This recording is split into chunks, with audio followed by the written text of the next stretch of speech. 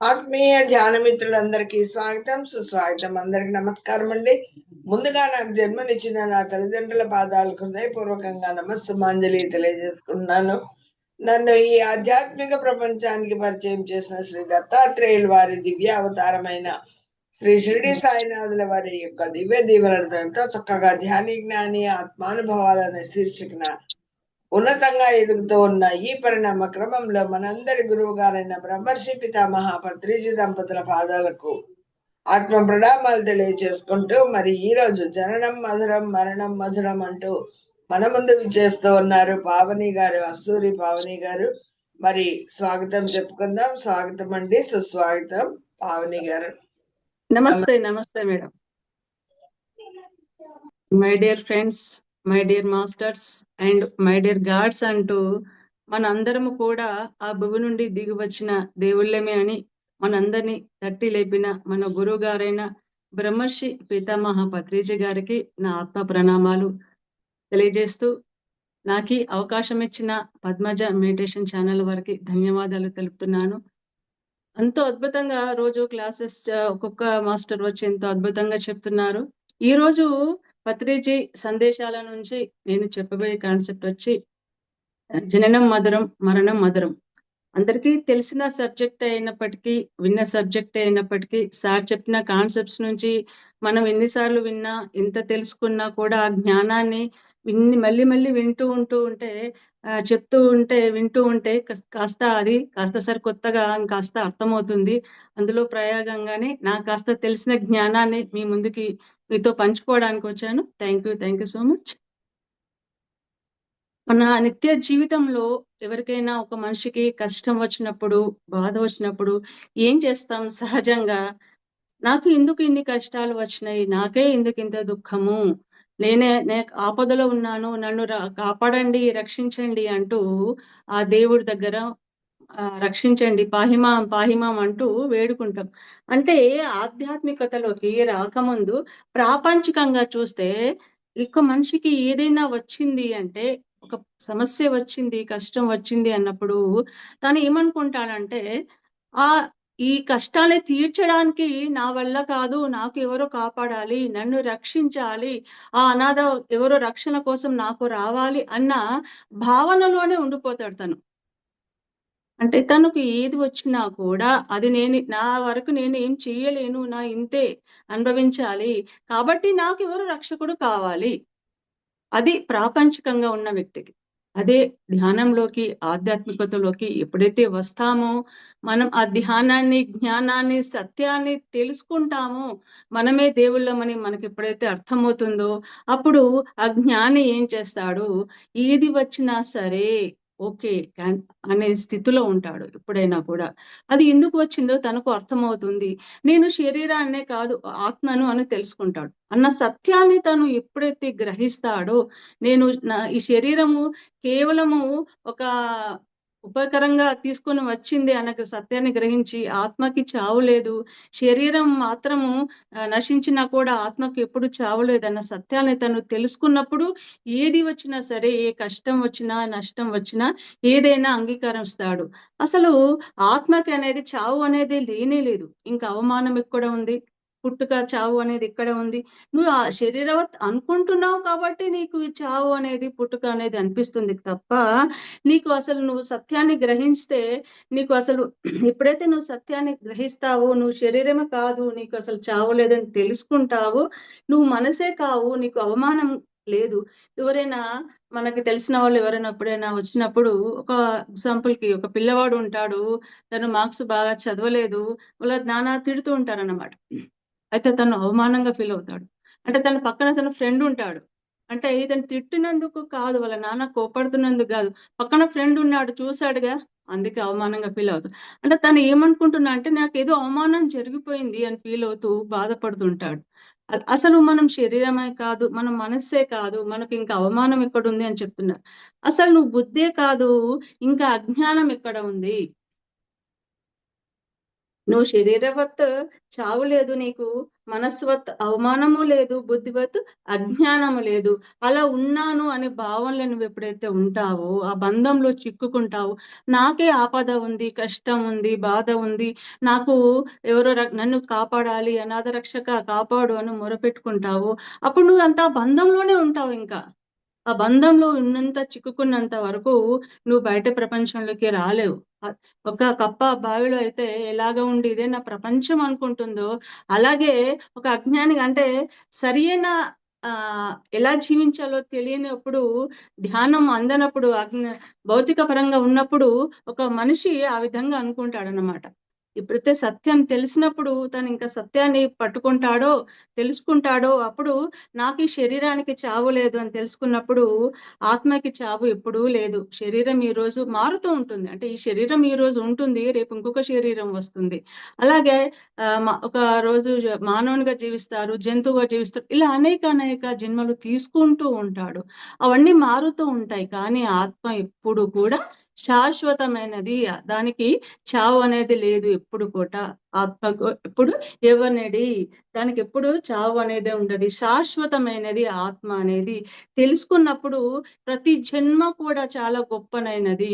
ఎందుకంటే ఒక జన్మ ఎత్తితే ఏది తక్కువ కాదు. సార్ అదే చెప్తాడుగా మనకి.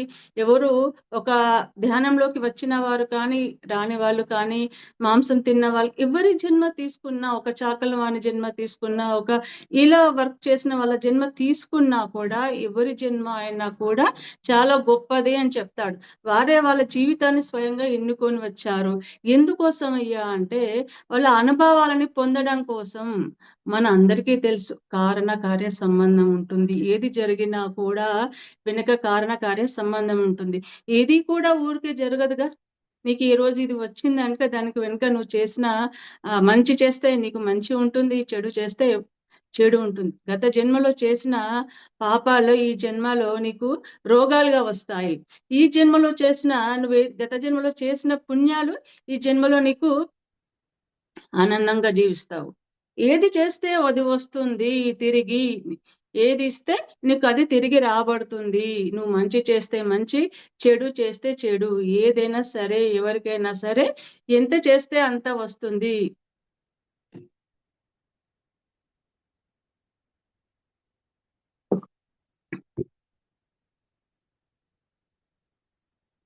మానం మధురం, అవమానం మధురం, కలిమి మధురం, లేమి మధురం. అసలు అందరు ఎలా తీసుకుంటారు? మానాన్ని, అవమానాన్ని కూడా సమానంగా తీసుకున్నప్పుడు ఉన్న కలిమి మధురం, లేమి మధురం.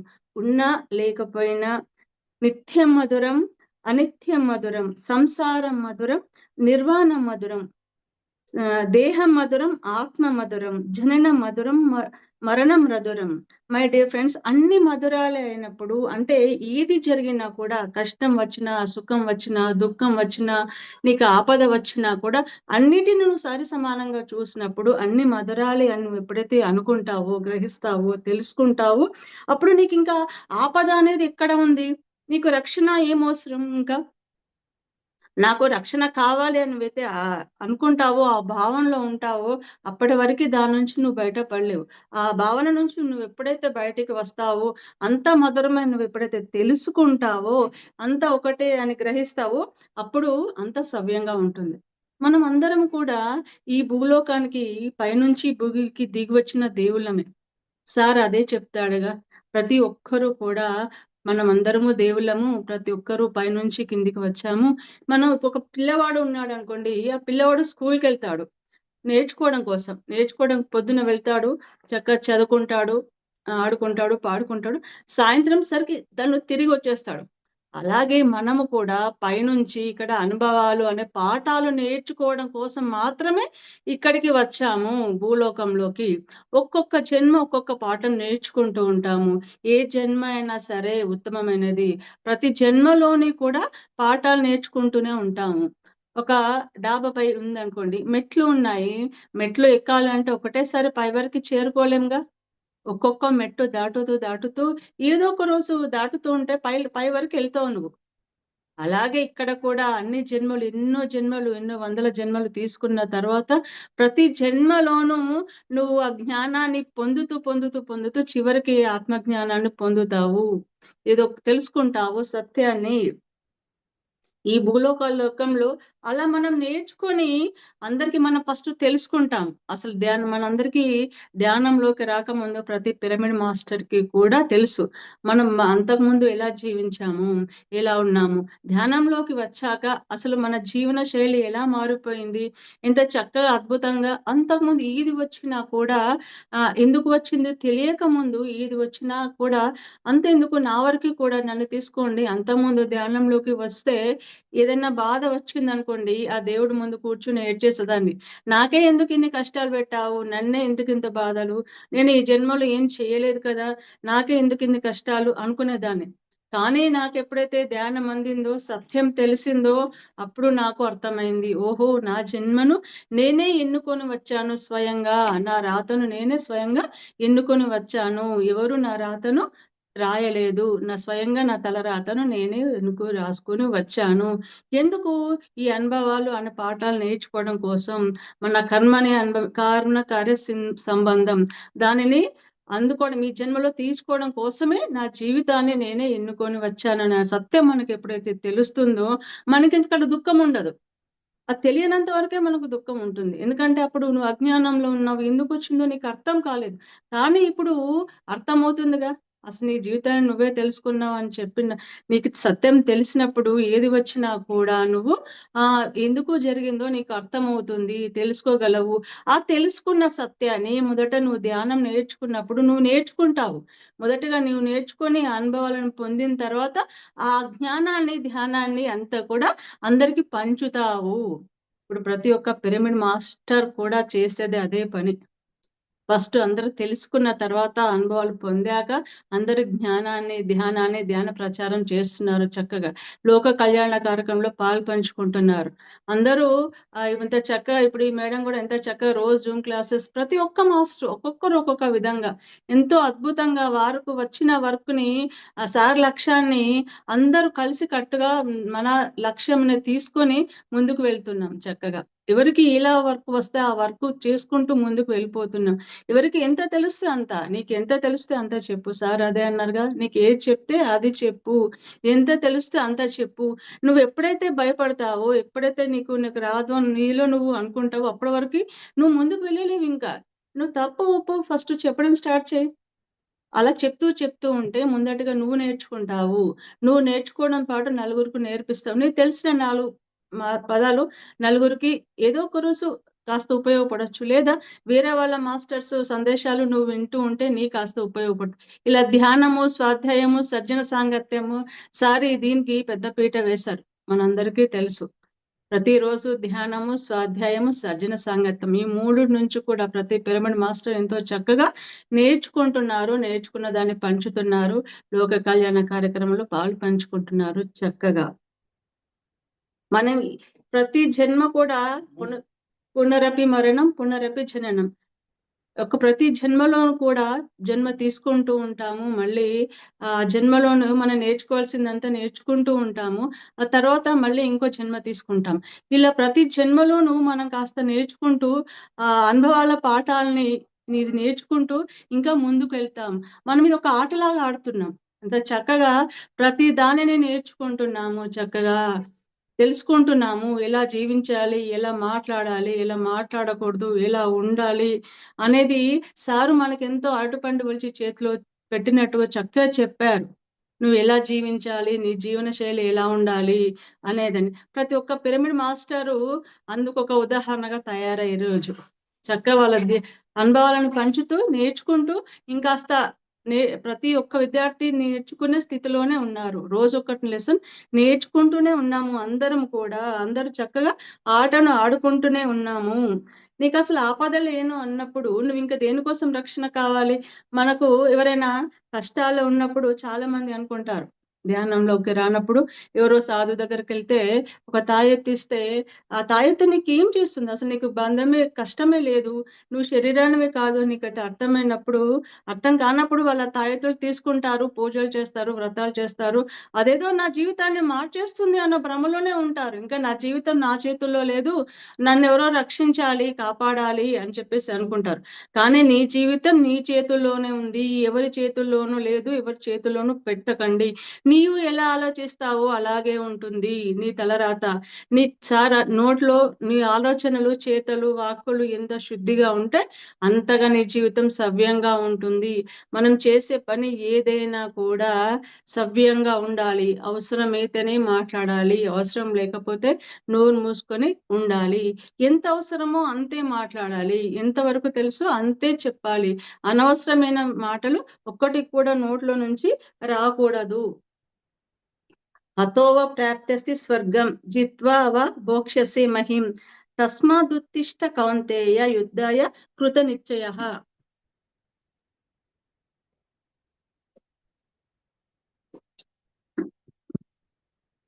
మనందరికి తెలుసు, అప్పుడు యుద్ధం జరిగినప్పుడు కృష్ణుడు కురుక్షేత్రంకి వెళ్తే అర్జునుడు ఇంకా తను శరీరవత్గానే ఆలోచిస్తున్నాడు, నరుడుగానే ఉన్నాడు.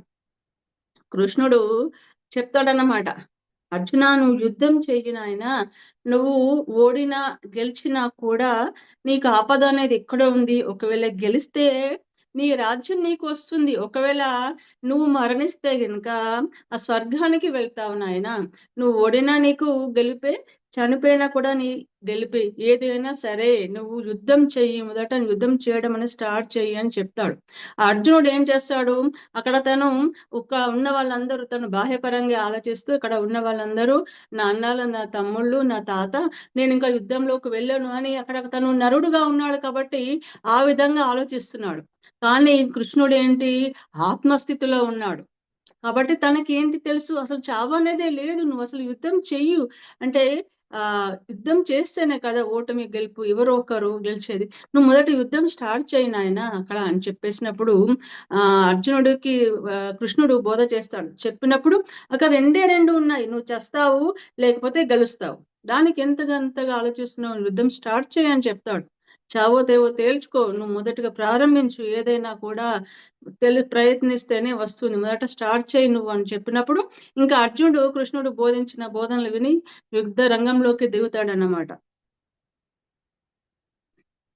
జ్ఞానికి అన్ని అనుభవాలే, ప్రతిదీ అనుభవమే. ఎప్పుడైతే ఒక జ్ఞాని ఎప్పుడైతే అవుతాడో, తన సత్యాన్ని తెలుసుకుంటాడో, అర్థం చేసుకుంటాడో, ప్రతిదీ కూడా అనుభవంగానే స్వీకరిస్తాడు. ఏది వచ్చినా కూడా నేను నేర్చుకోవడం కోసమే వచ్చింది, ఏది వచ్చినా కూడా నేను తెలుసుకోవడం కోసమే వచ్చింది అనేసి తను ప్రతి దానిని కూడా ఒక అనుభవంగానే స్వీకరిస్తాడు. మానాన్ని, అవమానాన్ని, జన్మని, పుట్టడం, చావడం అన్ని కూడా సుఖం, దుఃఖం, ఆ కలిమి లేములు అన్నిటిని కూడా సరి సమానమైన అనుభవాలుగా స్వీకరిస్తాడు. ఇలాంటి పరిస్థితిలోనైనా కూడా, అంటే నువ్వు కష్టాల్లో ఉన్నా, దుఃఖంలో ఉన్నా, సంతోషంలో ఉన్నా కూడా, ఎలాంటి పరిస్థితుల్లో ఉన్నా కూడా తను అన్నిటినీ ఒకే రకంగా ఒకటే సమస్థితిలో చూస్తాడు. ప్రతి దానిని కూడా సమస్థితిలో చూస్తాడు, అన్నిటిని నేర్చుకుంటాడు. ప్రతి జన్మ కూడా గొప్పదే, అన్ని అనుభవం పొందడం కోసం వచ్చింది అని తెలుసుకుంటాడు, దాని గురించి నేర్చుకుంటాడు. ఆత్మ నేర్చుకోవడం కోసం వస్తుంది ఈ భూమి మీదకి, అనుభవాల ద్వారా నేర్చుకుంటుంది. ప్రతి అనుభవం కూడా ప్రతి జన్మలోనూ ఈ ఆత్మ జన్మ తీసుకొని తన అనుభవాల పరంపరను తెలుసుకుంటుంది, ప్రతి జన్మలోనూ నేర్చుకుంటుంది, జ్ఞానాన్ని పొందుతుంది. ఇంకా ముందు కోసం, ఇంకా ఆత్మజ్ఞానం కోసం మళ్ళీ పునరపి మరణం, పునరపి జననం. ఒక చిన్న స్టోరీ చెప్పుకుందాం మనం ఇక్కడ. నిజంగా జరిగింది. సార్ ఒకసారి చెప్తాడన్నమాట. ఒకసారి సార్ ఉన్నప్పుడు తిరుపతిలో ఒక మాస్టరు వాళ్ళ బాబు బర్త్డే ఉందేసి ఇన్వైట్ చేస్తాడనమాట. చేసినప్పుడు వాళ్ళ ఇంటికి వెళ్తాడు. ఇంటికి వెళ్ళినప్పుడు ఆ పాప బర్త్డే ఉంటుంది, 2 years పాప. అయితే సార్ చాక్లెట్స్ తీసుకుని వెళ్తాడట. వెళ్ళి అందరికి ఒక సగం చాక్లెట్స్ అందరికి పంచుతాడు, ఇంకా సగం చాక్లెట్స్ సార్ దగ్గరనే అట్టే పెట్టుకుంటాడు. అప్పుడు ఇంకా మాస్టర్ వచ్చి అడుగుతాడనమాట, సార్ నాకు మరి సగమే పంచారు, ఇంకా సగం మీ దగ్గర పెట్టుకున్నారేంటి అంటే, సార్ ఏం చెప్తాడట అంటే, నీ పాప పుట్టినరోజు నేను ఈ రోజు వచ్చాను, సగం చాక్లెట్స్ పంచాను. ఒకవేళ మీ పాప సడన్ గా చనిపోతే గనక ఈ సగం చాక్లెట్స్ నేను పంచి సెలబ్రేట్ చేసుకుంటాను అని చెప్తాడు. అప్పుడు వాళ్ళకి ఆ స్థితి అర్థం కాదు. అరే, వాళ్ళ అమ్మ చాలా బోర్న ఏడ్చేస్తుంది. అంటే మా పాప పుట్టినరోజు నేను పిలిస్తే సార్ ఏంటి ఇలా చనిపోనని, అంటే వారికి అప్పుడు ఆ క్షణంలో వారికి అర్థం కాలేదు. ఎంత తెలుసుకున్నా కూడా ప్రతి మనిషి ఆ స్థితిలోకి ఇంకా రాలేదు, అర్థం కాదు. ఒకసారి పుట్టినరోజు అని పిలిస్తే సారు మా పాప చనిపోతుంది అంటున్నారు అని చాలా దుఃఖిస్తారు. తర్వాత సారు మాటల్లోనే అంతర్యాన్ని అర్థం చేసుకుని సార్ వివరించాక అప్పుడు వాళ్ళకి కాస్త ధైర్యం తెచ్చుకొని, ప్రతి మనిషి పుట్టిన ప్రతి మనిషికి పుట్టక గిట్టుటక మానదు. ఏ జీవి అయినా ఎవరు అయినా కూడా భూమి మీద శాశ్వతం కాదు. పుట్టిన ప్రతి మనిషికి చావవలసింది అన్న సత్యాన్ని వాళ్ళు అర్థం చేసుకొని తర్వాత కాసేపు అయ్యాక వాళ్ళు కాస్త నెమ్మదిస్తారన్నమాట. అప్పుడు మొదటిగా ఎవరికైనా సడన్ గా వింటే అలాగే అనిపిస్తుంది కదా. అంటే ఆ తాను అంటే ఆ సారు ఏ స్థితిలో ఉన్నాడు, తను ఆత్మస్థితిలో ఉన్నాడు. అంటే ప్రతి దాన్ని, పుట్టిన దాన్ని చావుని సమానంగా చూశాడు సార్. కాబట్టి తనకు ఆ విధంగా చూడగలిగాడు. మనం అందరం కూడా అదే విధంగా చూడగలిగే స్థితికి చేరుకోవాలి. దేనినైనా కూడా, ఏ పరిస్థితిలో ఉన్నా ఎలా ఉన్నా కూడా మనం ఆ ప్రతి దానిని ఒకేలాగా స్వీకరించే పరిస్థితికి ఎప్పుడైతే ఎదుగుతావో అప్పుడే నువ్వు పరమాత్మ స్థితిలో ఉన్నావు అన్నమాట, చేరుకుంటావు. అలా చేరుకోవాలంటే ధ్యానము, స్వాధ్యాయము, సజ్జన సాంగత్యము అంతా ఇంకా సాధన చేస్తూ ఉండాలి. ప్రతి ఒక్కరితో పంచుకుంటూ ఉండాలి. ఆ స్థితికి చేరుకునేంత వరకు మన ప్రయత్నం చేస్తూనే ఉండాలి. ఏదో ఒక రోజు చేరుకుంటాంగా. ఏదో ఒక చెట్టు ఉంటుంది. ఆ చెట్టుకి మొదటగా చిన్న పిందె ఉంటుంది, కాయ వస్తుంది, తర్వాత పెద్ద అవుతుంది, తర్వాత ఒకరోజు పండు వస్తుంది. అలాగే మనము కూడా నేర్చుకోవాలని కోరిక, తపన, సంకల్పం ఎప్పుడైతే నీకు ఉంటుందో, నేను చెయ్యాలి, నేర్చుకోవాలని ఉంటే ఈ రోజు కాకపోయినా రేపైనా నువ్వు తప్పకుండా నేర్చుకొని తీరుతావు. అది నీకు వస్తుంది. నువ్వు ఫస్ట్ అది స్టార్ట్ చెయ్యి, నేర్చుకో. నేర్చుకోవాలని నీకు గనుక ఉంటే అది ఏ రోజుకైనా నెరవేరుతుంది. సార్ అదే చెప్తారు. నువ్వైతే ముందట స్టార్ట్ చెయ్యి, నేర్చుకో, ప్రారంభించు. ఏదైనా చెప్పు, వెళ్ళు, ప్రచారం చేయి, క్లాసెస్ చెప్పు, నీకేది వస్తే అది చెప్పు. ఏదైనా కూడా అలా చెప్పకుండా ఉండడం కూడా పాపమే అని చెప్తాడు. నీకెంత తెలిస్తే అంత చెప్పు. అది ఎవరికైనా ఉపయోగపడచ్చు, ఎవరికైనా లైఫ్ ని మార్చొచ్చు. ఈ రోజు ప్రతి పిరమిడ్ మాస్టర్ కూడా ఒక్కొక్క రకంగా ఇందులోకి రావడం జరిగింది. ఒకరు పాంప్లెట్స్ చూసి వచ్చారు, ఒకరు ఇంకొకరి ద్వారా ధ్యానం నేర్చుకుని వచ్చారు, ఒకరు పిఎంసి ద్వారా. ఇలాగా ఒకరొకరు వారి అనుభవాల ప్రకారం ఎలాగా డిజైన్ చేసుకుంటే, ఎలాగా వచ్చుంటే అలాగా ప్రతి ఒక్కరు ఈ భూమి మీదకి రావడం జరిగింది. ఎందుకు? వారి లక్ష్యాలను తెలుసుకొని ఇలా జీవించడం కోసం. తన లక్ష్యం ఏమిటో తెలుసుకున్నప్పుడు ఆ సత్యంలో తను జీవిస్తాడు. ఇంకా ప్రతి పిరమిడ్ మాస్టర్స్ కూడా ఈరోజు వారి లక్ష్యాలను తెలుసుకొని ఈ భూమి మీదకి ఎందుకు వచ్చారో అర్థం చేసుకొని ఆ లక్ష్యం పరంగానే వర్క్ చేస్తున్నారు. అందరికీ నా యొక్క ప్రణామాలు. ప్రతి అనుభవం కూడా మనకి మెట్టు లాంటిది.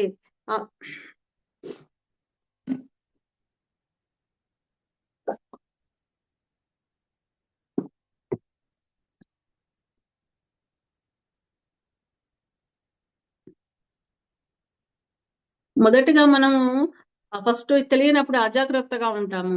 తర్వాత తెలుస్తూ ఉన్నప్పుడు చేస్తున్న కొద్ది మనం జాగ్రత్తలోకి వస్తాము. మనము చెస్ ఆడుతున్నాం, మొదటిగా అది ఎలా ఆడాలో తెలియదు మనకు. అక్కడ కింగ్ ఏంటిదో, క్వీన్ ఏంటిదో, భటులు, మంత్రి ఎలాగో ఏం తెలియదు గేమ్. ఆ గేమ్ ఎప్పుడైతే నువ్వు నేర్చుకుంటావో, ఓహో కింగ్ ఇక్కడ ఉంటుంది, క్వీన్ ఇలా ఉంటుంది, ఇలా ఫస్ట్ మన లక్ష్యం ఏంటిది? రాజు మీద దాడి చేయాలి. గేమ్ గెలవాలంటే రాజుని పట్టుకోవాలి మనం. ఆ రాజు ఏంటి? మన మనసు ఫస్ట్ ఆత్మస్థితిలోకి వెళ్ళడం మనం నేర్చుకోవాలి. అలా రావాలి అంటే మనం మొదటి నుంచి ఆట స్టార్ట్ చేయాలి. ఇప్పుడు ఒక బుక్ ఉంది, ఆ బుక్ మధ్యలో నుంచి నువ్వు చదివితే నీకు అర్థమవుతుందా? అర్థం కాదు కదా. అది తెలుసుకోవాలి అంటే నువ్వు మొదటి నుంచి చదవాలి, నువ్వు మూలాల్లోకి వెళ్ళాలి. నువ్వు ఎప్పుడైతే మూలాల్లోకి వెళ్తావో, నీలోపడికి నువ్వు వెళ్తావో, నిన్ను నువ్వు చూసుకుంటావో, నీ అంతరంగంలోకి నువ్వు ఎప్పుడైతే వెళతావో అప్పుడే నీకు అర్థమవుతుంది ఆ సత్యం అనేది. మనం అందరు అనుకుంటాము బయటనే ఉంది ప్రపంచం అంతా, కానీ బయట ఎక్కడో లేదు ప్రపంచం. నీ లోపటే దాగి ఉంది, అంతా నీలోనే ఉంది.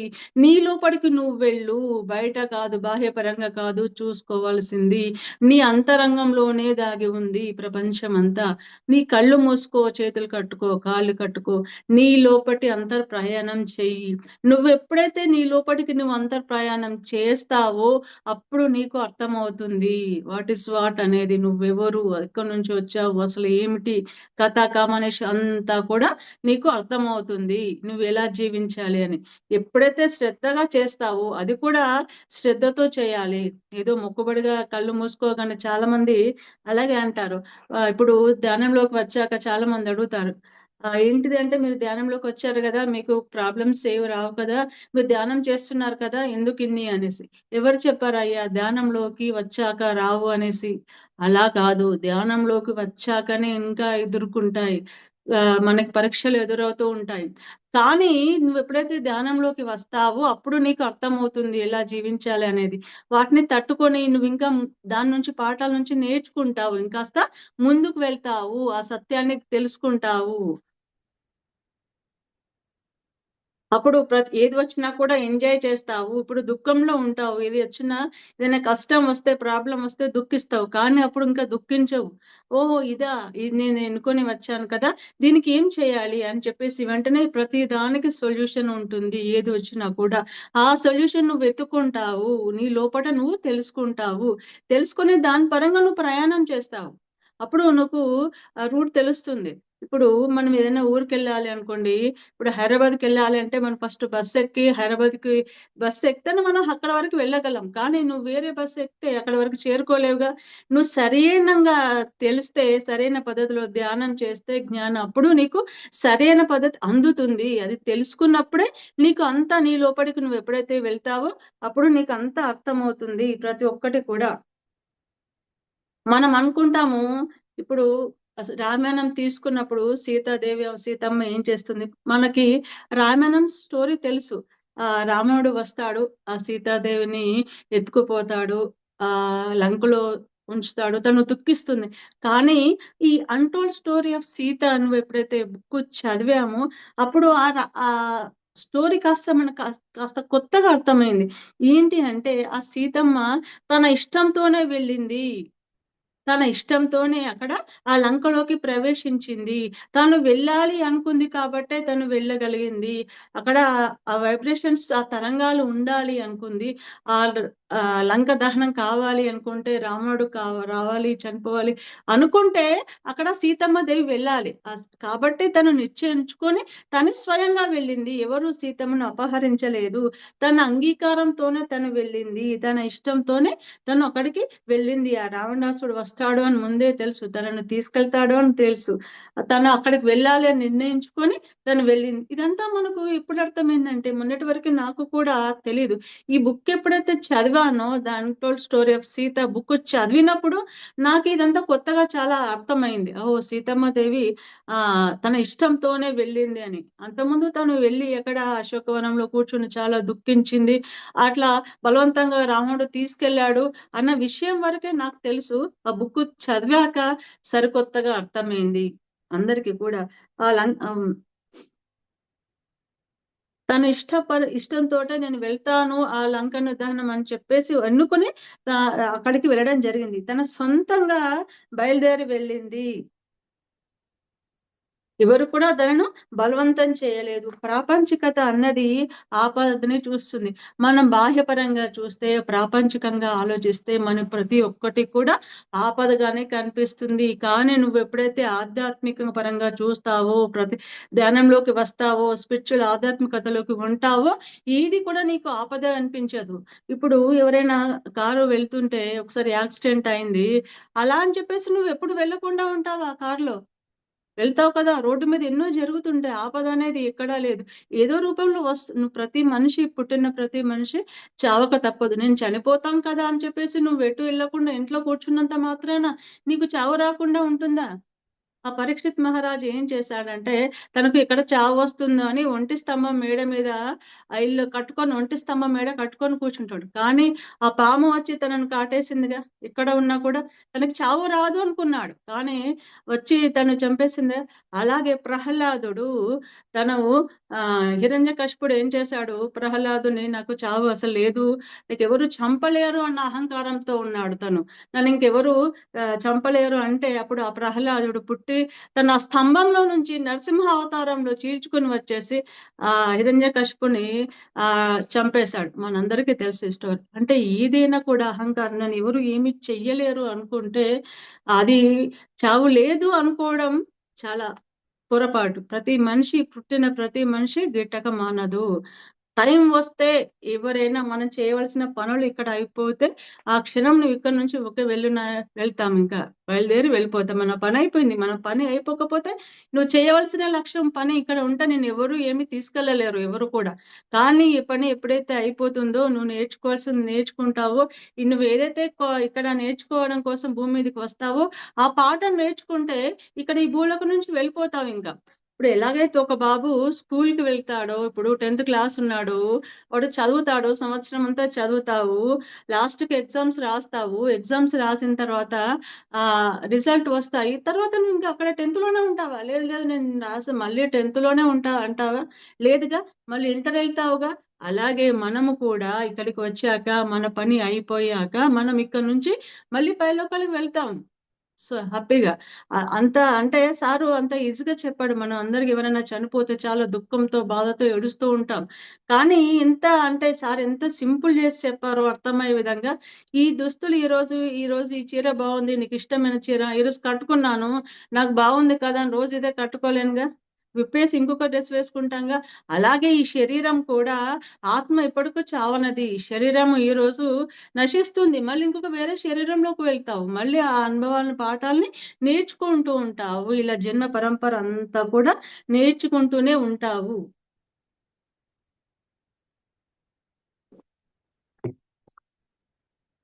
మనం మొదట ఎప్పుడైతే ధ్యానంలోకి ప్రవేశిస్తామో, ధ్యానం నేర్చుకుంటావో, మన తల్లి గర్భంలో నుంచి ఎప్పుడైతే బయటకు వస్తావో మొదటగా శైశవాత్మగా ఉంటావు, తర్వాత బాలాత్మగా ఉంటావు, తర్వాత యవనాత్మగా ఉంటావు, తర్వాత ప్రౌఢాత్మగా ఉంటావు, తర్వాత వృద్ధాత్మగా ఉంటావు, తర్వాత ముక్తాత్మగా ఉంటావు, తర్వాత పరమాత్మగా ఉంటావు. ఇవన్నీ స్థితులు దాటుకుంటూ పరమాత్మ స్థితిలోకి వచ్చిన వాళ్ళే పిరమిడ్ మాస్టర్స్. అందరూ కూడా ఇవన్నీ ప్రతి ఒక్క మాస్టర్స్ అందరూ కూడా దాటుకుంటూ వచ్చామే. ప్రతి ఒక్కరు చిన్నప్పటి నుంచి అన్ని స్థితులు దాటుకుంటూ ఈ పరమాత్మ స్థితికి ఎదగాలి. నువ్వు ఎప్పుడైతే పరమాత్మ స్థితికి ఎదుగుతావో, చేరుకుంటావో, అప్పుడు నీకు ఇంకా జన్మ పరంపర అన్ని ఉండదు. ఇంకా ఆ స్థితికి కృష్ణుడు అదే చెప్తాడుగా, నేనున్న స్థితికి నువ్వు చేరుకుంటే నాయన నీకు ఇంకా జన్మ అవసరం లేదు అంటే ఆత్మ స్థితిలో తను ఉన్నాడు. ఆ స్థితికి నువ్వు గనక చేరుకుంటే గనక నీకు ఇంకా మరొక జన్మ నువ్వు ఎత్తవలసిన అవసరము లేదు. అప్పటి వరకు నువ్వు జన్మ ఎత్తుతూ ఉంటావు. పునరపి మరణం పునరపి జననం, ఇలా జన్మ చక్రంలో చిక్కుకుంటూనే ఉంటావు. ప్రతి జన్మ ఎత్తుతూ ఉంటావు, నీ పని అయిపోగానే మళ్ళీ వెళ్తావు, మళ్ళీ వస్తావు. బహునాం జన్మనామంతే జ్ఞానవాన్ మా ప్రపద్యతే, వాసుదేవ సరస్వతి స మహాత్మ సతుర్లభ. ఎన్నో జన్మల తర్వాత ధ్యానంలోకి ప్రవేశిస్తాడు. ఎన్నో జన్మల ఆధ్యాత్మిక సాధన తర్వాత జ్ఞాని అవుతాడు అని శ్రీకృష్ణుడు చెబుతున్నాడు. నువ్వు ఎన్నో జన్మలు ఎత్తి ఉంటావు. ఎన్నో జన్మలు ఎత్తితే తప్ప నువ్వు ధ్యానంలోకి రావాలి అంటే మామూలు విషయం కాదు. ఏదైనా నీకు ధ్యానం అందింది అంటే నువ్వు ఎన్నో జన్మలలో ఎత్తి ఉంటావు. ఆ జన్మలో నేర్చుకుని ఈ స్థితికి వస్తావు. వచ్చిన తర్వాత నువ్వు ఆ జ్ఞానాన్ని నేర్చుకుంటావు అని చెప్తున్నాడు శ్రీకృష్ణ పరమాత్ముడు.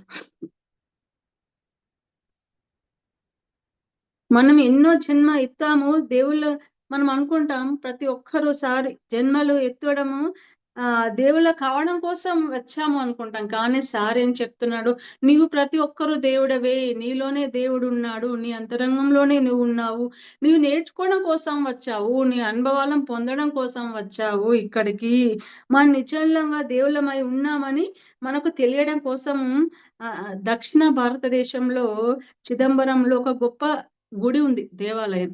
అక్కడ ఆ అందరిలాగా ఆ గుడిలో రాముడో కృష్ణుడో ఎవరో ఆ దేవుడో విగ్రహాలు ప్రతి ఒక్కరికి గుడి అంటే ఎందరికి ఏం గుర్తొస్తుంది? ఆ గుడిలో ఏవో విగ్రహం ప్రతిష్ఠింపబడి ఉంటుంది. ఏమిటి? రాముడో కృష్ణుడో ఆంజనేయుడో వెంకటేశ్వర స్వామి.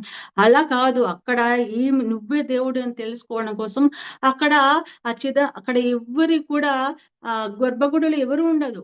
ఆ గర్భగుడిలో కేవలం ఒక అద్దం మాత్రం ఉంటుంది. అంటే ఆ గర్భగుడిలోకి ప్రవేశించినప్పుడు నిన్ను నువ్వు చూసుకుంటావు. అంటే నువ్వే దేవుడివి, అక్కడ నిన్ను నువ్వే చూసుకుంటావు. అక్కడ ఇంకెవరూ ఉండరు, ఒక అద్దం మాత్రం ఉంటుంది. నువ్వే దేవుడివి, మనకు మనమే కనిపిస్తాం అక్కడ. అద్దం ఉంటే మనమే చూసుకుంటాం, ఇంకెవరు ఉండరుగా అక్కడ.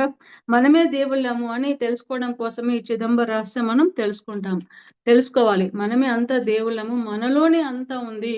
మనము ఆ తెలుసుకుంటూ ఉండాలి. తెలుసుకున్న దాన్ని ఆచరించాలి, ఆచరించిన దాన్ని అందరికి పంచాలి, పంచిన దాన్ని అందరికి నిరంతరం చెప్తూ ఉంటే, తెలుసుకుంటూ ఉంటే జ్ఞానాన్ని ఎంత పంచితే అంత పెంచబడుతుంది. ప్రతి ఒక్కరు కూడా ఏదైనా తెలుసుకోవాలి, చెయ్యాలి అంటే మొదటగా పంచాలి. నువ్వు పంచితేనే పెంచబడుతుంది. మనం జన్మ తీసుకున్నప్పుడు ప్రతి జన్మ కూడా ముందుగానే మనం ఎన్నిక చేసుకుని వస్తాం. ఎక్కడి వరకు ఉండాలి, ఎంత వరకు ఉండాలి, మన లక్ష్యం ఏంటిది, ఎన్ని సంవత్సరాలు జీవించాలి ఈ భూమి మీద, ఎలా ఉండాలి, ఒక ఆడవానిగా ఉండాలా, మగవానిగా ఉండాలా, పిల్లవాడిగా ఉండాలా, లేదా తల్లి గర్భంలో 9 నెలలు ఉండాలా, 6 నెలలు ఉట్టి చనిపోవాలా. చాలా మంది తల్లి గర్భంలోనే ఒక 6 నెలలు ఉండి చనిపోతారు, లేదా పుట్టిన వెంటనే చనిపోతారు. అది అంటే వారు ముందే డిజైన్ చేసుకొని వస్తారు, ఆ అనుభవాన్ని పొందడం కోసం వస్తారు. వారు అంతవరకు ఎన్నుకుంటారు అక్కడ ఆ జీవితాన్ని, ఆ జ్ఞానాన్ని, ఆ అనుభవాన్ని పొందడం కోసం వారు అంతవరకే తన జీవితాన్ని వారు ఎన్నుకొని వస్తారు. ఇంతకాలం జీవించాలి, ఇలా ఉండాలి అని చెప్పేసి వారు ముందుగానే ఎన్నుకొని వచ్చి ఇంతకాలం జీవించాలి అనుకుంటే అంతకాలం అక్కడ జీవించి వెళ్తారు తమ పని అయిపోగానే. రాముడు ఆ 14 సంవత్సరాలు వనవాసానికి వెళ్తాడు. అయితే తన ఇష్టంతోనే మన అందరం ఏమనుకుంటాము, అక్కడ కైకేయి ఉంది, మందర ఉంది, తన ద్వారానే వెళ్ళాడు అని. కానీ రాముడు అక్కడ అరణ్యవాసం చెయ్యాలి, వెళ్ళాలి. కానీ అష్టశస్త్రాలని సంపాదించాలి అంటే ఆ 14 సంవత్సరాల వనవాసం చెయ్యాలి. కనుక తను స్వచ్ఛంగా తన అరణ్యవాసానికి వెళ్తాడు, తన ఇష్టంతోనే వెళ్తాడు. వాళ్ళ నాన్న ఎప్పుడైతే చెప్పాడో తన తండ్రి మాటనే జవదాటకుండా తను చేయవలసిన పని ఉంది అనుకొని తను ఇంకా వెళ్తాడు. వెళ్ళి 14 సంవత్సరాలు వనవాసం చేస్తాడు అక్కడ.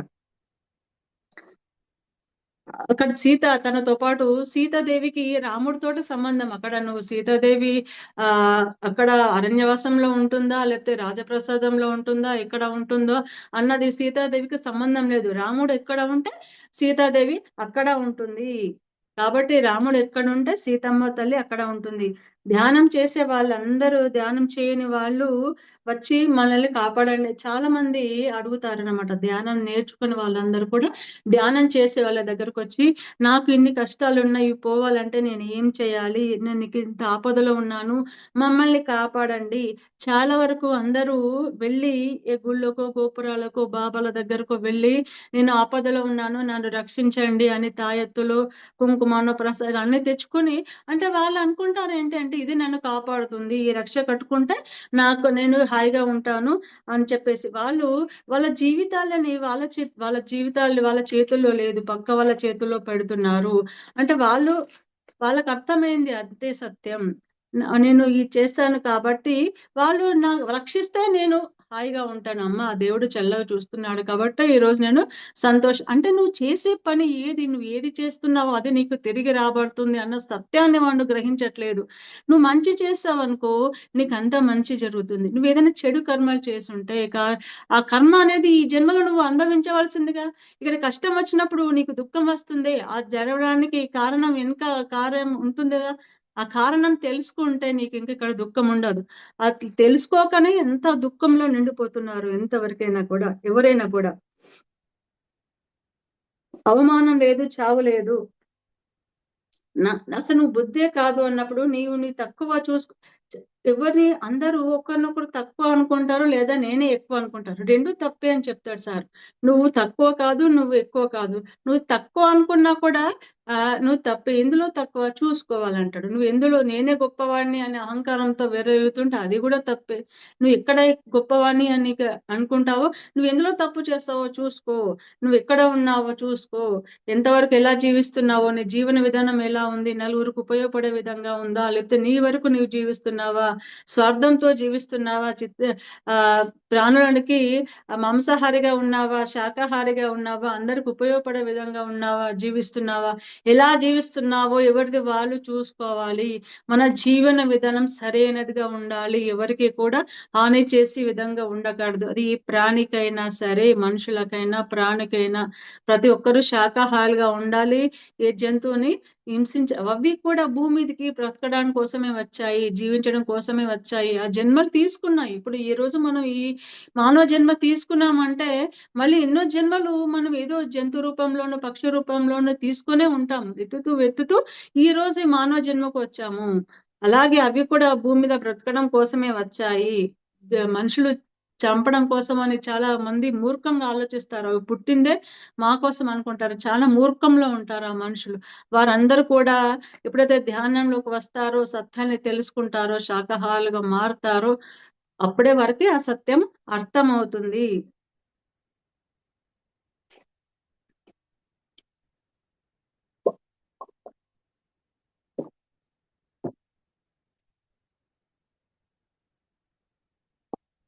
నువ్వు శరీరం అనుకుంటున్నావు, ఆపద అనుకుంటున్నావు, చావు అనుకుంటున్నావు, అవమానం అనుకుంటున్నావు. అది నువ్వు కానే కాదు. నువ్వు ఎప్పుడైతే చావు కాదని నువ్వు తెలుసుకుంటావో, నువ్వు అవమానం కాదని నువ్వు తెలుసుకుంటావో, నువ్వు మానం కాదని తెలుసుకుంటావో, నీకు రక్షణ లేదు, అవసరం లేదు వస్తువు అని నువ్వు తెలుసుకుంటావో, రక్షణ కోరలేని వస్తువు నువ్వు. నువ్వు సదా వస్తువు చచ్చినా చావవు నువ్వు. ఇక ఆపద ఎక్కడిది? ఏడుపు ఏంటి, రక్షణ ఏంటి? ఆపద అనేది ఒక భావన మాత్రమే. నువ్వు ఎప్పుడైతే ఆపద ఉంది అన్న భావనలోనే ఉంటే ఆ భావన నీకు భవం అవుతుంది. అలాగే జరుగుతుంది. నాకు ఏది లేదు, అంత బానే ఉన్నాను, నేను ఏది జరిగినా కూడా అంత అద్భుతంగా ఉంది, ఈరోజు చక్కగా అద్భుతంగా జీవిస్తున్నాను, అందరికి ఉపయోగపడే విధంగా జీవిస్తున్నాను అని నువ్వు ఎప్పుడైతే అనుకుంటావో, మన ఆలోచన విధానం ఎలా ఉంటే అలాగే జరుగుతుంది. నువ్వు ఏది ఆలోచిస్తావో అదే అవుతావు. నువ్వు మంచి ఆలోచిస్తే మంచి, చెడు ఆలోచిస్తే చెడు, అది కార్యరూపంలో దాలుస్తుంది. అనగననగా రాగం అతిశయిలుచునుండు, తినగ తినగ వేము తీయనుండు. నువ్వు ఆత్మవు అని వింటుంటే దానిని స్వాధ్యాయం చేస్తుంటే దాని అనుభవం ధ్యానంలో మనకు నువ్వు ఎప్పుడైతే ఎదుటివారు ఇలా చక్కటి మాటలు వింటూ ఉంటే ఏదో ఒక రోజు వారికి అర్థమవుతుంది. చక్కటి ధ్యానము, స్వాధ్యాయము, సజ్జన సాంగత్యము, మాస్టర్స్ క్లాస్ వింటూ ఉంటే, అందరూ చెప్తూ ఉంటే అతనికి ఏదో ఒక రోజు, ఎవరికి ఏదో ఒక రోజు అయినా అర్థమవుతుంది. చిన్న పిల్లవాడు ఎలాగైతే పిల్లవాడిని పెరిగి పెద్దవాడు అవుతాడో, సత్యాన్ని అలాగే ప్రతి ఒక్కరు కూడా అజ్ఞానంలో ఉన్నా కూడా అతను ఎప్పుడైతే అన్ని వింటూ ఉంటాడో, నేర్చుకుంటూ ఉంటాడో, అతనికి ఈ రోజు కాకపోయినా ఏదో ఒక రోజు అర్థమవుతుంది. ఏ క్షణంలో పిల్లవాడు పెద్దగా అయ్యాడో అలాగే ప్రతి క్షణం కూడా పెరుగుతూనే ఉంటాడు. మనం ప్రతి క్షణం కూడా నేర్చుకునే ఉంటాము. ఎందుకంటే మరి మనం నేర్చుకుంటూ ఉంటాం. ప్రతి నిత్య విద్యార్థులం మనం అందరం కూడా. ప్రతిరోజు ఏదైనా కూడా నేర్చుకుంటూనే ఉండాలి. రోజు కూడా ఆ విధంగా నేర్చుకుంటూ ఉంటే మన ఆత్మ ప్రగతి పెరుగుతుంది. ఇక్కడ అందరూ మనం నేర్చుకోవడం కోసమే వచ్చాము ఈ భూలోకానికి. ఈ భూలోకం అనే స్కూల్ కి ప్రతి ఒక్కరూ నేర్చుకోవడం కోసమే వచ్చాము. ఈ యొక్క పరిస్థితి నీవు అనుభవిస్తున్నావు అంటే అందులో నుంచి నీకు జ్ఞానం వస్తూనే ఉంది. ఒక పరిస్థితి అనుభవిస్తూ అందులో నుండి జ్ఞానము స్వీకరించకుండా ఎప్పుడూ ఉండవు. ఏదైనా మనకి సిచ్యువేషన్ వచ్చినప్పుడు ఏదైనా సందర్భం అది నువ్వు అనుభవిస్తున్నావు అంటే, అది కష్టం కానీ, దుఃఖం కానీ, మానం కానీ, అవమానం కానీ, ఏదైనా నువ్వు దాన్ని అనుభవిస్తున్నావు, నీ వరకు అది వచ్చింది అంటే అది నువ్వు అనుభవపూర్వకం పొందడం కోసమే వచ్చింది అనే సత్యాన్ని తెలుసుకోవాలి. ప్రతిది కూడా అనుభవం నుంచి ఒక జ్ఞానం మనం సేకరించుకుంటూనే ఉంటాము. ప్రతి జన్మ మహా అనుభవాల పుట్ట. ప్రతి జన్మ కూడా అనుభవం నేర్చుకోవడం కోసమే వచ్చాము. అలాంటి జన్మలు ఎన్నో కూడా ఎత్తుతూ ఉంటాము. పునరపి మరణం, పునరపి జననం. ప్రతి జన్మలో చాలా అనుభవాలు నేర్చుకుంటూ ఎదుగుతా ఉంటాం. ప్రతి జన్మ కూడా కాస్త కాస్త నేర్చుకుంటూ ఎదుగుతూ ఉంటుంది ఆత్మ. ఎన్నో జన్మలు ఎత్తిన ఆత్మ హిమాలయాలంతా అనుభవాలు సంపాదించుకొని చిట్ట చివరకు సుజ్ఞాని అవుతుంది. జ్ఞాని చిట్ట చివరికి సుజ్ఞానం అవుతుంది, మహాజ్ఞాని అవుతుంది, మహాపరిజ్ఞాని అవుతుంది. మహాపరిజ్ఞానంలో తేల్చుకుంటాము. అన్ని జన్మలెత్తి అన్ని అనుభవాలు తీసుకొని ఎన్ని పాఠాలు నేర్చుకున్నప్పుడు ఇంకా ఆత్మ మహాపరిజ్ఞాని కాకుండా ఎందుకుంటు అంటే ప్రతి జన్మలు ఎత్తుతూ ఇన్ని జన్మలను మనం నేర్చుకున్న దాన్ని పంచుతూ ఉంటే మనను ఆ అలా నేర్చుకున్నప్పుడు నువ్వు చివరికి ఏదో ఒక రోజు నువ్వు చేరుకోవాలన్న స్థితికి చేరుకుంటావు తప్పకుండా. మళ్ళీ మళ్ళీ మనం తెలుసుకోవాల్సిన విషయం ఏమంటే ఆపద అనేది కూడా ఇక్కడ లేదు అన్న సత్యాన్ని మనం తెలుసుకోవాలి. అన్యాయం, అక్రమం అన్నది ఎక్కడా లేదు. మనకి ఏదైనా వచ్చిందంటే నాకే ఇంత అన్యాయం జరిగింది, నాకే ఇంత ఆపద వచ్చింది, ఇంత కష్టం వచ్చింది అనుకుంటాం. కానీ ఆపద అనేది, అన్యాయం అనేది ఇక్కడ లేదు. అంతా కూడా సవ్యంగానే జరిగింది. ఏది జరిగినా కూడా సరిగానే జరిగింది. అంత ఏది కూడా ఆపద లేదు, అదృష్టం లేదు, దురదృష్టం లేదు. ఎవరికైనా ఏదైనా కలిసి వస్తే నేను చాలా అదృష్టవంతులని, నాకు వచ్చింది అనుకుంటాం. కానీ అక్కడ నువ్వు ముందు చేసిన దానికి నీకు ఈరోజు తిరిగి వచ్చింది అంతే. నువ్వు ఏది చేస్తే అదే తిరిగి వస్తుంది. నువ్వు మంచి చేస్తే మంచి, చెడు చేస్తే చెడు. నువ్వు ఎంత చేస్తే అంత అది నీకు తిరిగి రాబడుతుంది. ఒకసారి చిన్న స్టోరీ చెప్పుకుందాం. ఒకరోజు బుద్ధుడు అటువైపుగా వెళ్తున్నాడు. వెళ్ళినప్పుడు తన శిష్యులతోటి వెళ్తుంటే అక్కడ ఒక వ్యక్తి కనిపిస్తాడు. కనిపించి ఆ బుద్ధుడికి తిడతాడనమాట. నువ్వు ఇంత ఉన్నావు, ఇంత మందితో భిక్షం ఎత్తుతున్నావు, అసలు నీకు అనేసి ఒక అరగంట సేపు ఆ బుద్ధుడిని తిడుతూ ఉంటాడు. తిడుతున్నప్పుడు ఆ బుద్ధుడు ఏం చేస్తాడు, గమ్మున కూర్చుంటాడు, ఏం మాట్లాడిన తర్వాత అరగంట తర్వాత బుద్ధుడు ఏం చేస్తాడంటే నాకు ఒక పావల ఇవ్వు అంటాడు. అప్పుడు అతనికి చాలా కోపం వస్తుంది. నేను ఎంతసేపటి నుంచి తిడుతుంటే మళ్ళీ నన్నే డబ్బులు అడుగుతున్నావు అని చెప్పేసి కోపంతో తిరిగి పావల ఇవ్వబోతాడు. అప్పుడు ఆ బుద్ధుడు తీసుకోడన్నమాట. నీ పావల నువ్వు తీసుకో అంటాడు. అప్పుడు అతను తీసుకొని జేబులో వేసుకుంటాడు. బుద్ధుడు అంటాడనమాట, ఇందాక నుంచి నువ్వు తిడుతున్నావు కదా, ఇప్పుడు నువ్వు పావల తీసుకున్నావు కదా, ఎక్కడ ఉందంటే నువ్వు తీసుకోలేదు కదా, నా దగ్గరే ఉంది అంటాడు. అలాగే ఇందాకటి నుంచి నువ్వు తిట్టిన మాటలు, నువ్వు అన్న మాటలను నేను స్వీకరించలేదు కాబట్టి అవి నీ దగ్గరే ఉన్నాయి, నీది నీకే అనేసి వెళ్ళిపోతాడు. అంటే మనం ఎప్పుడైతే స్వీకరిస్తామో అవి మన దగ్గరకు వస్తాయి. నువ్వు ఎప్పుడైతే స్వీకరించకపోతే అవి నీ దగ్గరికి చేరలేవు. ఎవరైనా సరే ఏదైనా అంటున్నారు అంటే, చెబుతున్నారు, చేస్తున్నారు అంటే నువ్వు వాటిని స్వీకరించవలసిన అవసరం లేదు. నువ్వు స్వీకరిస్తేనే అది నీ వరకు వస్తుంది, తీసుకోకపోతే నీ వరకు రాదు. అక్కడ దుర్యోధనుడు తనకి అవమానం జరిగిందని ఎంతో బాధపడతాడు, అవమానంతో రగిలిపోతుంటాడు. అక్కడ ద్రౌపది సహజంగా నవ్వింది. అక్కడ దుర్యోధనుడు పడ్డప్పుడు సహజంగా నవ్వింది. తను ఆ సహజంగా నవ్విన నవ్వుని తను చాలా ఎంతో అవమాన భారంగా తీసుకున్నాడు. తను ఎంతో భారంగా తీసుకొని నాకు అన్యాయం జరిగింది, అవమానం జరిగింది కాబట్టి ఆ ద్రౌపది దేవి మీద నేను కక్ష తీర్చుకోవాలి, తనని ఎలాగైనా నాశనం చేయాలి అని చెప్పేసి అతను అవమాన భారంతో రగిలిపోతూ ఉంటాడు. అవమాన భారంతో రగిలిపోయి ఆ యుద్ధానికి కాస్త కారణమైంది. అంటే చిన్న సంఘటనని తను మామూలుగా తీసుకోలేకపోయాడు. ఒక అవమానంతో రగిలిపోతూ అక్కడ ఆ సిచ్యువేషన్ ని హ్యాండిల్ చేయలేక తను ఎంతో అవమానం గురయ్యాడు అక్కడ.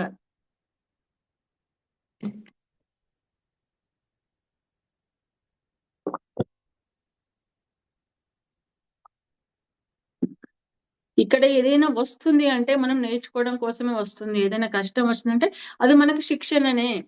రక్షణ మనకు శిక్ష అంటే నేర్చుకోవడం కోసం వస్తుంది. ఇప్పుడు ఎప్పుడైతే స్కూల్కి వెళ్ళి సిలబస్ అంతా నేర్చుకుని ఎగ్జామ్ రాస్తావో అలాగే మనం ఇక్కడ పాస్ అయ్యామో లేదో తెలుసుకోవాలి అంటే ఇప్పుడు నెక్స్ట్ క్లాస్ కి వెళ్ళాలంటే నువ్వు ఎగ్జామ్ రాయాలిగా. అలాగే మనం ఈ జన్మలో నేర్చుకున్నది మనం ఎంతవరకు నేర్చుకున్నామో తెలుసుకోవాలి అంటే మనకి ఆ రూపంలో క్వశ్చన్ పేపర్స్ వస్తూ ఉంటాయి.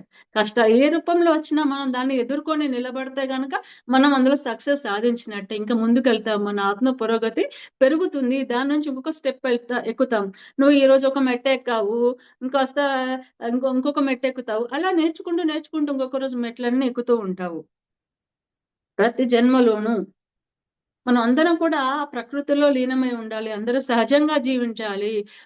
ఇప్పుడు ప్రకృతితో కలిసి ఉన్నప్పుడు, సహజంగా జీవించినప్పుడు, శాకాహారిగా ఉన్నప్పుడు, ఆ ప్రకృతితో మనం ఎప్పుడైతే మమైకమై ఉంటామో, ఆ శక్తితో మనం ఎప్పుడైతే కూడి ఉంటామో, మనకంతా అక్కడ చక్కటి అంటే ఎలా జీవించాలో, ఎలా సరైన విధంగా ఉండాలో మనకి అర్థమవుతుంది. క్రమేపీ ప్రకృతి నుంచి బయటకి తాను పురుషోత్తముడుగా ఎదుగుతాడు. దేవుడవుతాడు. ఆ జీవుడు దేవుడిగా మారుతాడు. అనుభవాల పరంపరలో అనేక జన్మలో క్రమక్రమంగా జీవాత్మ సర్వాత్మగా ఎదుగుతూ ఉంటుంది. మనకి ఇక్కడ 2 విషయాలు ఉన్నాయి. ఒకటి ప్రకృతి, ఇంకొకటి పురుషుడు. మొట్టమొదటిలో ప్రకృతిలో మనం ఎప్పుడైతే లీనమై ఉంటామో, పురుషుడు క్రమేపీ మా విడిపోయి తన నుంచి తను విడిపోయి తనను తాను లీనమవుతాడు. అప్పుడు ఆ పురుషుడు కాస్త పురుషోత్తముడుగా అవుతాడు. ఆపదలు అనుకున్న భావన నుంచి ఆపద రాహిత్యం అనే భావనలోకి వచ్చినప్పుడు జీవుడు దేవుడిగా మారిపోతాడు. నాకు ఎప్పుడైతే ఆపద ఉంది అని నువ్వు అనుకుంటావో, అప్పటి నుంచి నాకు ఆపద లేదు, నేను అద్భుతంగా జీవిస్తున్నాను, ఈ రోజు ఏది వచ్చినా సరే సంతోషంగా అనుభవిస్తున్నాను ఎప్పుడైతే అనుకుంటావో, ఆ జీవుడిగా ఉన్నవాడు ఆ దేవుడిగా మారిపోతాడనమాట. ఆపదలో ఉన్నానే అనుకున్నప్పుడల్లా జీవుడివే నువ్వు. ఎప్పుడైతే నాకు కష్టం ఉంది, దుఃఖం ఉంది అనుకుంటావో, అంతవరకు నీ జీవుడిగా ఉన్నట్టే. ఆపద లేదు, ఎక్కడ నాకు రక్షణ లేదు అని ఇదంతా జస్ట్ ఆడడం కోసం ఉత్తి ఆటగా ఆడతాము. ఇప్పుడు మనం ఎప్పుడైతే క్రికెట్ గానే చెస్ అని ఆడతామో, అక్కడ ఇట్లా ఆటను ఆటలాగా ఆడతాము. అలాగే ఈ భూమి మీదకి వచ్చి మనం ఆట ఆడుకోవడం కోసం వచ్చాము, నేర్చుకోవడం కోసం వచ్చాము అనేసి నువ్వు ఎప్పుడైతే అనుకుంటావో, ఆట ఆడతావో, అప్పుడు నీకు అంతా అర్థమవుతుంది. అలా తెలుసుకున్నవాడు దేవుడిగా మారిపోతాడు, దివ్యుడిగా మారిపోతాడు. దివ్య అంటే దివుడు అంటే దివికి సంబంధించిన వాడు. ఈ మానవుడు మానవ శరీరానికి సంబంధించిన వాడు కాదు. ఈ మానవ లోకానికి, భూలోకానికి సంబంధించిన వాడు కాదు. దివ్య లోకానికి సంబంధించిన వాడు. మనం ఎప్పుడైతే ఇక్కడ వచ్చి మనం ఏమనుకుంటున్నాం, ఈ భూలోక వాసులమే అనుకుంటున్నాం. కానీ మనం ఇక్కడ భూలోక వాసులం కాదు, పైనుంచి భూమికి దిగి వచ్చిన దేవుళ్ళం అని సార్ చెప్పాడు. మనందరం కూడా అక్కడి నుంచే వచ్చాము, నేర్చుకోవడం కోసం వచ్చాము, మనందరం కూడా దేవుళ్ళమే అని. ఈ సర్వాత్మ ఈ శరీరాన్ని వేసుకొని తనను తాను జీవాత్మగా చేసుకుంటుంది. అసలు విషయం బయటపడినప్పుడు ఈ జీవాత్మ సర్వాత్మలో ఒక భాగంగా పరమాత్మగా వెలుగొంటుంది. పరమాత్మ అంటే ఏంటిది? Highest soul. అంటే పురుష పదార్థం, శరీరం, మనసు, బుద్ధి ఇవన్నీ కూడా ప్రకృతి పదార్థాలు. ఆత్మ అనేది పురుష పదార్థం. ప్రకృతిలో తదాత్మం చెందిన ఆత్మ ప్రకృతి నుంచి విడిపడి సొంతంగా తనను తాను తెలుసుకున్న ఆత్మగా మారిపోతుంది. ఈ ప్రపంచాన్ని నడిపించే ఆత్మలో ఒక ఆత్మగా తయారైపోతుంది. మనము ఒక ఆత్మగా ఎదగాలి అంటే ఫస్ట్ ఇంత మనం ప్రకృతిలో లీనమై ఉండాలి. ఒక్కొక్క జన్మ తీసుకుంటూ ప్రకృతి నుంచి విడిపడి మనం తెలుసుకుంటూ ఆత్మలతో మనల్ని మనం ఎప్పుడైతే తెలుసుకుంటావో, ఎదుగుతావో, అప్పుడే మనం తెలుసుకుంటాము, ఒక ఆత్మగా తయారైపోతుంటాం. ఆపద అనేది ఎక్కడ లేదు. మన మనసులోంచి ఆపద అనే భావాన్ని తీసివేయాలి. అలా తీసివేయడమే ఆధ్యాత్మికత. ఆధ్యాత్మికత అంటే ఏమీ లేదు, నిన్ను నువ్వు తెలుసుకోవడం, సత్యాన్ని తెలుసుకోవడం. అక్కడ అంతా ఏది వచ్చినా అంగీకార స్థితిలో ఉండాలి. ఇక్కడ ఆపద లేదని నువ్వు తెలుసుకుంటావో అదే ఆధ్యాత్మికత. సజ్జన సాంగత్యం ద్వారా స్వాధ్యాయం ధ్యాన మనకు చెప్పాడు. ధ్యానము, స్వాధ్యాయము, సజ్జన సంగత్యం, ఈ 3 ద్వారా మనకు ఆధ్యాత్మికత ఎదుగుదల వస్తుంది. మనం ఎప్పుడైతే ఈ 3 చేస్తామో, ధ్యానం చేస్తాము, సజ్జన సాంగత్యం చేస్తాము, స్వాధ్యాయం చేస్తాము, అలా చేసినప్పుడు మన ఆత్మ ఎదుగుతుంది. ఆత్మ పురోగతి తెలుస్తుంది, పెరుగుతుంది. ఏది వచ్చినా సరే దాని నుంచి మనం నేర్చుకుంటాము. బుక్స్ చదివినప్పుడు ఒక్కొక్క మాస్టర్స్ వారు ఒక్కొక్క బుక్ లో నుంచి వాళ్ళ అనుభవాలు కానీ, వాళ్ళ జ్ఞానాన్ని కానీ వాళ్ళ బుక్ లో చదివినప్పుడు మనం దాన్ని తెలుసుకుంటాము. తెలుసుకొని చదువుకున్నప్పుడు మనం దాన్ని మన ఆ పాఠాలని నేర్చుకుంటాము, వింటాము.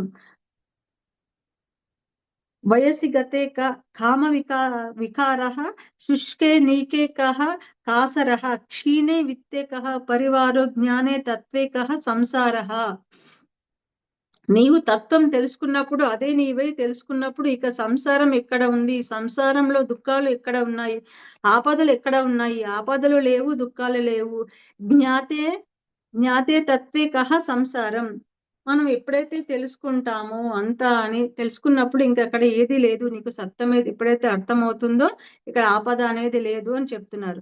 నువ్వు సంసారంలో మునిగి తేలుతూ ఆ సంసారం లేని వస్తువును నువ్వు ఎప్పుడైతే నిన్ను నువ్వు చూసుకుంటావో, నేను మునిగిపోతాను మునిగిపోతున్నాను కేకులు పెరిగావు అంటే ఏదైనా వచ్చినా కూడా నా కష్టం వచ్చింది అని నువ్వు ఎప్పుడైతే అనుకోవు, దేనిని వచ్చినా కూడా నువ్వు దానిని చూస్తూ ఉంటావు, నేర్చుకుంటూ ఉంటావు, ప్రతి ఒక్కటి కూడా అనుభవం కోసమే వచ్చింది అని తెలుసుకుంటావు, ఆత్మవత్ ఉన్నావు, నువ్వు అదే అని తెలుసుకుంటావు. నేను ఆత్మను అనే సత్యాన్ని నువ్వు ఎప్పుడైతే తెలుసుకుంటావో, నాకు చావు లేదని నువ్వు ఎప్పుడైతే గ్రహిస్తావో, అది నీకు సత్యం ఎప్పుడైతే అర్థమవుతుందో, నీ శరీరం నువ్వు ఈ రోజు ఆ ఈ ఈ శరీరాన్ని ఎన్నుకొని వచ్చాను, ఈ శరీరం పోగానే మళ్ళీ ఆత్మ ఇంకొక ఆత్మకి ఎప్పుడు చావు లేదని నువ్వు ఎప్పుడైతే నా సత్యాన్ని నువ్వు ఎప్పుడైతే గ్రహిస్తావో అప్పుడే నీకు సత్యం అవగతంలోకి వస్తుంది. ఆ సత్యాన్ని ఎప్పుడైతే అవగతం చేసుకుంటావో నువ్వు ఇంకా నీ ఆత్మ ప్రగతి పెరుగుతుంది.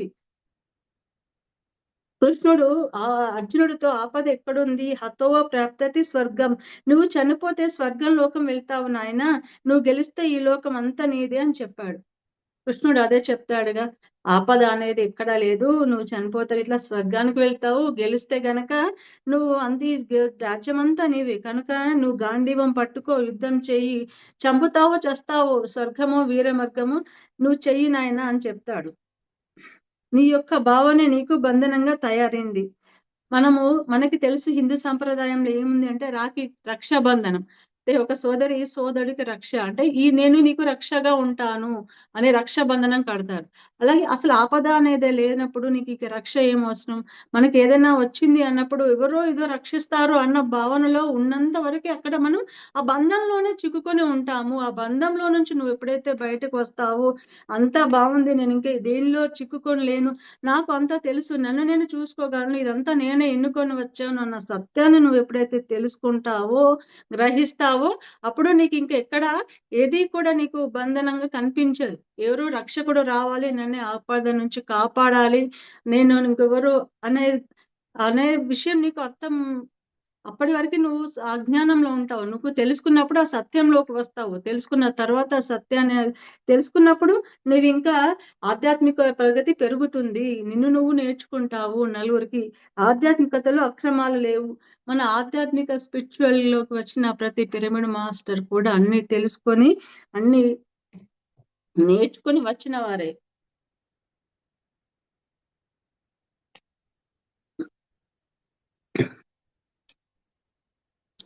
మనకి చీకటి వస్తుంది, వెలుతురు వస్తుంది అంతా అనుకుంటారు. కష్టాలు వచ్చినప్పుడు, చీకటి వచ్చినప్పుడే నాకు ఇంత దుఃఖాలు వచ్చినాయి, కానీ ఆ చీకటిని, వెలుగుని, దుఃఖాన్ని, సంతోషాన్ని, ఆనందాన్ని అన్నిటినీ కూడా సరి సమానంగా చూడాలి. ఏ స్థితి ఉన్నా సరే, ఎక్కడ ఉన్నా సరే, ఎలాంటి పరిస్థితిలో ఉన్నా సరే నీవు ప్రతి పరిస్థితిని కూడా ఒక విధంగా చూడగలిగే స్థితిలో ఉండాలి. ఆ స్థితికి నువ్వు వస్తే గనక నువ్వు ఇంకా సత్యంలో జీవించినట్టే. ఇక్కడ అనేది అన్యాయం, అక్రమం అనేది ఇక్కడ లేదు. అంతా కూడా ఏది జరిగినా సరే, ఎలా ఉన్నా సరే నీ జీవితంలోకి అది వచ్చింది అంటే నీ జీవితాన్ని నువ్వే రాసుకొని వచ్చావు. యద్భావం తద్భవతి అంటే నీ జీవితాన్ని నువ్వే స్వయంగా తీసుకొని వచ్చావు. నేను ఎలా ఉండాలి, ఎలా జీవించాలి, ఈ భూమిలోకానికి రావాలి అంటే నీ జన్మ ప్రణాళిక ఏమిటి, నేను ఇక్కడ నా లక్ష్యమే. ప్రతి ఒక్కరికి ఒక లక్ష్యం ఉంటుంది. ఆ లక్ష్యాన్ని తెలుసుకొని ఆ లక్ష్యం కోసం జీవించడం కోసం ఈ జన్మ ఎత్తుతాము, ఆ అనుభవాలను పొందడం కోసం ఎత్తుతాము. కానీ ఆ యమలోకం నుంచి ఈ మాయా లోకంలోకి పడిపోయిన తర్వాత ఈ మాయలో పడిపోయి మనం భూమి మీదకి ఎందుకు వచ్చాము అన్న విషయాన్ని మర్చిపోతాం. మనం ఎందుకు వచ్చాము అన్న విషయాన్ని మర్చిపోయి మనం సహజంగా జీవిస్తూ ఉంటాం. అందరిలాగానే జీవిస్తూ ఏది వచ్చినా సరే బాధలు పడుతూ దుఃఖాన్ని అనుభవిస్తుంటాం. కానీ నువ్వు నీ జీవితాన్ని నీ సృష్టికర్తవు నువ్వే అని నీకు ఎప్పుడైతే అర్థం అవుతుందో, తెలుసుకుంటావో, ప్రతి క్షణం కూడా ఆనందంగా జీవిస్తావు, ప్రతి దాన్ని అంగీకరిస్తూ ఉంటావు. ఏది జరిగినా సరే దానికి కారణకార్య సంబంధం ఉంటుంది అన్న విషయం నీకు ఎప్పుడైతే గ్రహిస్తావో, జననం మదనం మరణం మృదనం ఏది వచ్చినా కూడా సరి సమానంగా స్వీకరిస్తావు. ఎలాంటి పరిస్థితుల్లో ఉన్నా, ఎలా జీవించినా, నువ్వు కష్టాల్లో ఉన్నా, సుఖాల్లో ఉన్నా, దుఃఖాల్లో ఉన్నా, బాగా డబ్బున్నవానిగా ఉన్నా, బీదవానిగా ఉన్నా, ఎలా ఉన్నా సరే ఏ పరిస్థితుల్లో ఉన్నా, ఎలాంటి పరిస్థితుల్లో ఉన్నా కూడా, ఏ కాలాల్లో ఉన్నా కూడా ప్రతి దానిని అంగీకరిస్తూ, నేర్చుకుంటూ ప్రతి ఒక్కరికి ఉపయోగపడే విధంగా లోక కళ్యాణ కార్యక్రమంలో పాలు పంచుకుంటూ నలుగురికి ఉపయోగపడే విధంగా జీవించాలి. అలా జీవించడమే సత్య మార్గంలో ఉండడం. ఒక జ్ఞాని అయిన వాడు అలాగే జీవిస్తాడు. అందరికి ఉపయోగపడే విధంగానే తన జీవన శైలి ఉంటుంది. అందరూ బాగుండాలి, అందరిలో మనం ఉండాలి. అంటే అందరూ సహజం చక్కగా బాగున్నప్పుడు అందులో ఆటోమేటిక్ గా మనం ఉంటాంగా. చాలా మంది నాది నాది నాది అంటారు. అసలు నాది అనేది ఎక్కడ ఉంది? మనది, అంతా మనది అని ఎప్పుడైతే మనం అనుకుంటామో, అంతా మనలో, అంతా నాది అని ఎప్పుడైతే అనుకుంటావో, అదంతా మనము ఎంత అంటే ఏది కోరితే అది వస్తుంది. కానీ నువ్వు కోరింది కాస్త గోరంత, నువ్వు కోరకుండా ధ్యానం చేస్తే కొండంత వస్తుంది. నువ్వు ఎప్పుడైతే నాకు సంకల్పం పెట్టుకొని ఇంతే కావాలి అనుకుంటావో అంతే వస్తుంది. కానీ నువ్వు ఎప్పుడైతే ఏది ఆశించకుండా చేస్తావో, కేవలం ధ్యానం ఏది ఆశించకుండా నీ కోసం నువ్వు లోక కళ్యాణం కోసం చేస్తావో, దేనిని ఆశించకుండా చేస్తావో, అప్పుడు నీకు రావాల్సింది వచ్చే తీరుతుంది. ఏదైనా సరే ఇంత చేస్తే అంత. నువ్వు ఏది చేస్తే ఈ రోజు రాకపోవచ్చు, కానీ రేపు ఏదో ఒక రోజు నువ్వు చేసిన దానికి ఫలితం వచ్చే తీరుతుంది. Okay, thank you masters, thank you so much. ఇంత చక్కటి అవకాశాన్ని ఇచ్చినందుకు థ్యాంక్ యూ.